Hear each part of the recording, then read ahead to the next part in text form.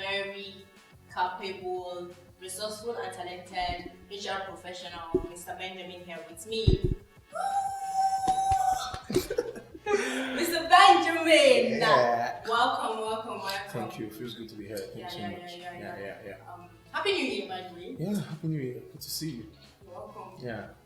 So, today's topic is about career, right? It's about transitioning from one career to another, and even like finding success or your ground in your new profession. So, can you share with us what you currently do? Presently, I'm an HR professional, and I happen to work with quite a number of companies, assisting with the HR duties and managing employees from everything that pertains to team, to making sure that everything works well in the company, and ensuring that the team's culture and company culture is befitting to the HR standards presently. And I think it's been awesome doing that. Great. So how did you start this career? Like, take us back. How did you start? Okay, all right. I think personally, for example, I studied maths. Not for example, okay, I studied maths. So I studied maths, and after I was done with school, I decided to serve on Abuja, and I was opportunity to work with an accounting firm where I was an audit intern. And after the 1 year, I decided to look for a job. So the only thing I know about myself is I enjoyed speaking to people, managing people, and all those things. Then one day I had an hangout with friends, and I just told them, I said, I can actually get a job in 2 weeks. This was me after NYC, and I mean, it's difficult for a third class graduate. This was quite a very difficult experience. I mean, for someone who got a job and someone was like, the employer was like, "This is how you thank me for taking you off the streets," and I'm like, "What?" So it was quite a difficult search for a job. But eventually, after I told my friends those things, I decided to do all that it takes to get that job, and I updated my job on my profile, and I got a job with a tech firm. Wow. Yeah. As an administrative assistant intern, as in see the conversion. That's Administrative assistant Is there anything intern. like that? Yes, there is. So I was assisting, but I was still an intern, even Wow. as an assistant. So eventually, I saw that I enjoyed what I was doing, and managing the portfolio of the company, several things, managing the portfolio of the companies, managing the employees, and all those things made me interested. It made me very interested in HR. I mean, I decided to combine my people skills with learning something that will make me more valuable in the industry. And I think so far that was what has made me interested in my research. I mean, that was some experience so far. That's amazing. I mean, what stood out for me is the fact that like you literally spent just 2 weeks after service before you got a job. I feel like, guys, he did it. You see why I had to do the intro that I did. But how has been the journey so far? Like, I know it's one thing to get the job. I mean, there's the hustle in Nigeria to get the job, and then there's also the hustle to like maintain and grow and all of that. How has been the journey? One thing that stood out for me is the fact that I kept seeking knowledge. So I found out, what do I need to do to become that professional that is needed in the HR industry, and I kept closing up the gap through gap analysis. And yeah, that's what HRs do too. We try to help employees see that, okay, this is where you are, this is where you ought to be, especially as regards your skills. And when you understand gap analysis, you know that, okay, this is what I need to do to move from here to here. So this has been my journey so far. Taking my MBA in human resource, starting up CIPM. These are things that make you qualified, quote unquote, to operate as an HR. But beyond the qualification, what matters is, are you skilled at this thing? Some of the jobs I've had to do, I was not qualified yet, but I had the skills to do it and got the job done. So I mean, it's been an awesome journey so far. Yeah. Nice one. Can you talk about I mean, you've talked about amazing stuffs, and like, I mean, I'm hearing stuff like CIPM, guys. I don't even know what that is all about. I'm hearing about Gap, but you've done pretty well for yourself, and I must say, like, I've been associating with you. I know people all around you, and they sing your good praises. It's clear that like you know what you're doing. Can you like what's been your favorite, like most challenging project so far? Ah, challenging project. Okay, that seems to be a very strong one. Okay, I think my most challenging project is where I was saddled with the responsibility to take charge of the entirety of an HR department. So, like, I was starting up with the company, like, from the scratch. So, most times I've had to work directly with possibly the head of a department, and I'm assisting as an HR officer or something to just aid a superior. But this time around, I found myself in the position to manage everything from the start. I mean, you're developing the policy down to the payroll, down to performance review and everything. It was quite challenging. I mean, for the first time, it felt cumbersome. It felt very, very overwhelming. Yeah, it felt a so it really, really, it was a lot, right? And thankfully, I think one thing that helped me is that I had a boss who understands. He knows that, okay, if you're doing this, in fact, he gave me the job based on, I know you, I feel you can deliver with this and this and that. And like I said again, what happens is apply the gap analysis principle. What do you need to know to deliver at this position now? And then if you don't have the required resource as regards maybe the studies, all those things, have the person. That's where networking and relationship comes into play. So I spoke to certain people who I know have been practicing HR for a while. And so it's easy for them to give me, okay, we have this template, we have this thing, apply this, and it's going to be easy for you. I mean, this is the payroll template we use, use this and it's going to work for you. And so far, but I mean, it was quite challenging. I mean, sometimes we overthink things and I was like, oh, God, where am I going to start from? But I think the moment I just said, start from somewhere. So I started with the things I've been doing before. And before you know it was quite a smooth one. Great. I know that each time we hear about human resource, we automatically like think about people management. Okay. And personally, I have always said like people management is one of the hardest skills out there, and that like if you ever like find a way to become excellent at it, Yeah. I feel like you have like you're an automatic billionaire or millionaire, like if I do say so myself. Because people, I know how hard it is to manage people, and it's easier to be a product manager than to be a people manager. Yeah, yeah. So like, tell me like how has it been like managing people? Like, what has been the journey so far? Okay.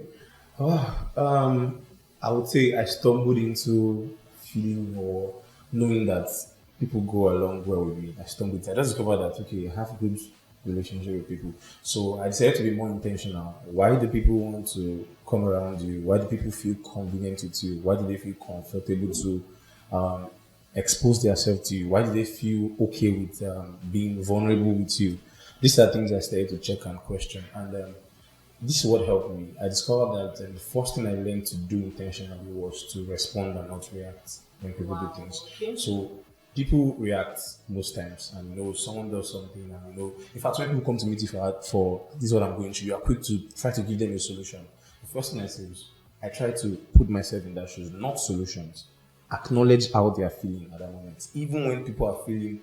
We've seen people go through depression, and I'm like, depression, you're not meant to be going through this. You're trying to be the perspire to aspire kind of person. And I'm like, no, that's not how to go about it. It is real. Depression exists. So the first thing is to acknowledge how they feel. So it helps them feel like, oh, this is somebody that understands where I'm coming from. So I think one thing that's helped me is that instead of reacting, I try to respond to situations than reacting. Most times we are reacting is because this thing comes to you this way, so you just react that way. But I try to respond and everything. It was good so far. Yeah, read on books how to understand people. I think that's helped me so far with John. At this point, I feel like we need a book from you. Is there any plan like that? Like writing a book for us to. Your spirit field. Okay, yeah. One of my projects this year is to actually launch my first book and then hopefully be a bestseller. So So shall it be? yeah, amen. Right. So, but it doesn't have to be something around career or HR, but I feel there's something I want people to understand that I've experienced. And one thing, why I'm writing the book is not because I've gotten to the peak of my career. It's because people need to know that for every level you are on, there's over 2 million people that don't know what to do. Wow. So it means that everybody can be a teacher. So it means that everybody can teach something, everybody can share something, everybody has someone who can learn from them. So if you just started a business for 1 year, there's somebody who has not started and wants to start. That person can get from you. So I'm necessarily not writing to people who have gone ahead of me. There are people who have not even gotten to half of what I've gotten to, and it needs to learn. And people are trying to, they say experience is the best teacher. Yeah. But if you learn from other people's experience, then yeah, you're teaching yourself. So yeah, you're right. I have a book coming. It's gonna be a bomb. I do hope that you share it with us on this spill it. spirit, so that we can share it with our audience and community. Sure. So you mentioned, I was actually going to ask you, like, how do you, like, what do you have to tell the people, like people who are not yet in the industry but are aspiring to like become either HR professional or even get into the industry? Like, what's the key advice if you were to give them just one advice? What would that advice be? I think I would like to take it from a very basic standpoint, because why do we go to school, university? So some people go to university because when I come out, this is what I want to do, this is what I want to do. For example, my very personal story is that I went to university to study engineering. I got the admission, started, but I could not cross the 200 level. So what happens to me in that entire space? I mean, I was at the bridge of losing my admission. And University of Learning, you are allowed to cross from engineering to another department, right? And I had taken up geology as my department, only for him to resume, and they said they're no longer taking people into geology. So I was in school for like 2 months trying to get a department, new department, met professors, doctors, but nothing. So, but eventually, I read maths, studied maths. I was able to, through relationship, met a professor who was willing to help, and that was when I went to my department. My advice would be this: there are professional degrees and academia degrees. People need to understand this. So you go to school, you study accounting. It means that degree is preparing you for a job. You study medicine, it's preparing you for the job of being a doctor. But you study mathematics, it's likely, people will likely say it's preparing you to be a teacher. So it means that understand what you studied. If you study an academia course, it means that it is giving you the chance to evolve into something else. So most times people can study academia courses so that if you're not sure of what you want to do in life, so when you come out, you can now say, okay, this is a skill I have. For example, mathematics, you can do accrual, you can be in the bank industry. Now it's helping me, I'm also in the HR. Math is a good leveler to move into several things. So maybe you study psychology, also you study English. What else can someone who study English do? So these are the challenges people are having. I studied English, I don't know what to do. I don't know where next to come from. So I would advise that, okay, you didn't study a professional course. What did you study and how can you maximize it? What are the people who study these courses? What are they doing now? And what can you go into? Search all those things and you're going to see yourself, okay, we are getting things right. And I think don't overthink anything. You get a job, try to deliver on it, and you start to discover where your skill is, discover what you can be good at, and then you build on that kind of path. Powerful. Um, I just want to say, like, I really love the part where you differentiated the academia course and then the professional course, because I feel like most, especially in Nigeria, they usually don't tell you that. Like, they just tell you go to the university, go and learn, come back, have a certificate, and start looking for a job. And when you're looking for a job, you still have to have connection, have long leg. It's so frustrating, and I wish like most of us had like that. We're privy to that information, that like their academia courses and their professional courses, because it really helps a lot. As someone too who started with a particular course and ended with something else, I think I can very well relate. I know you're working 9 to 5, right? But I know, like, we don't talk about it a lot. I know, like, for a fact that, like, most of the depression from 9 to 5 comes from the stress of it, and that now transitions into depression and all of that. Do you think, first of all, because I know this has always been, I've argued this like a number of times with my colleagues. Do you think there's such thing as a work-life balance within 9 to 5? Work life balance within 9 to 5. Yeah, I think there is. And And okay, how do we do that? okay, work-life balance. What exactly is the balance? Exactly, is being able to despair from I'm at work and I'm in life now. So I think the reason why people are so concerned about work-life balance is the work is not their life. Yeah. So the work is something that they go to do to be paid. You understand what I'm saying? So it's not their life. They are just seeing it as this is not a part of me. I'm just doing this to be paid. So that's why it's hard to despair. For example, I'm in a place, marketing agency and all of that. You see people coming with all the vibe because I love to do this. I love to bring creative ideas. I love to say, what's this brand about? What are they doing? How can we push them to the community? How can we bring them to connect with?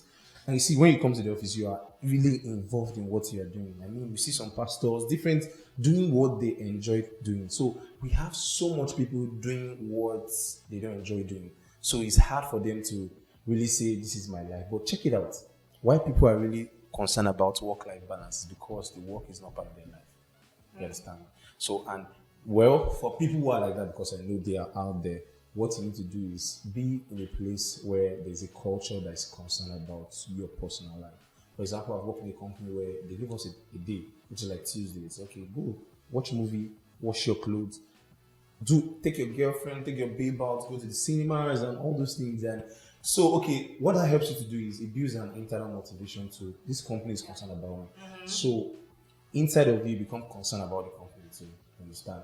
And I think there was a time too I was going through some stress and we have a lot of HRs too. Sorry, I need to go to my career side too. We have a lot of HRs too that don't really understand people. So it's hard for the employees to open up to them. So I mean I opened up to my HR, this is what I'm going through and everything. And she had to say, take a day off, try to rejuvenate, then come back to work. Because the truth of the matter is in this country. Now people don't know this because they don't know what's out there. If you happen to work in a place like this, you may not take some jobs away. So the job I was telling you about, where they were telling me that this is how you thank me for taking you off the street because you gave me a job. I didn't take the job. I came back the next day and I drove intentionally. Just to prove a point actually. And I came and I told the HR, I said, the way your boss spoke to me, I can't work here.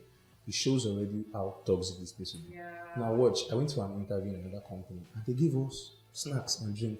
I've never seen it in my life. Do you know, all of a sudden I just felt this place is going to be a good place. So all these first impressions, all these things, they matter a lot. So you can tell if this is a culture or a company that is concerned about you as much as you are concerned about the company. Thanks. Nice one.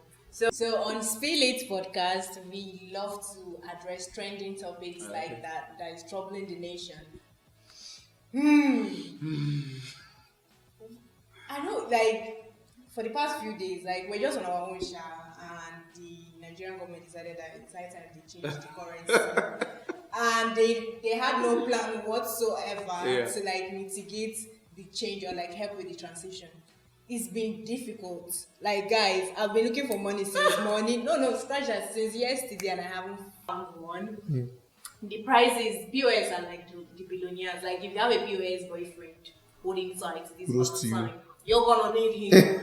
How has it been? Like, tell me the craziest experience with all this This morning. cashless. This morning, that's the craziest Hey, experience. God. I was going to leave the house and, I set my mind to, I think there's somebody I will get cash for my thing. And I went to the house, like, I don't have cash. So I wanted to, I don't have cash. So this is somewhere I would have taken a trip where I just pay little cash. But I had to use the boat.